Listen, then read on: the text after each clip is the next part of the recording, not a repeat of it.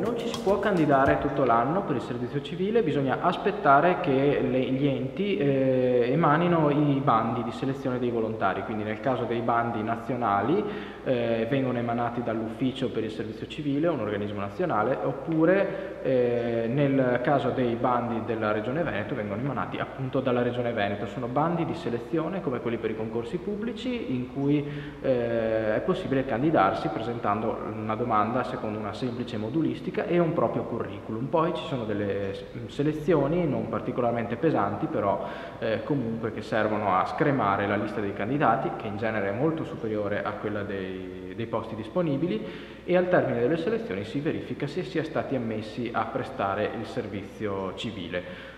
Come fare a candidarsi? La cosa principale è scegliere un progetto tra i tanti disponibili, ce ne sono a livello locale, a livello nazionale, addirittura a livello internazionale, perché è possibile svolgere il servizio civile anche all'estero. Quindi la prima fase è assolutamente individuare il progetto e lì presentare la domanda. È molto importante ricordare che non è possibile candidarsi per più progetti, ma bisogna presentare la domanda per un solo progetto e quindi è importante scegliere il progetto giusto.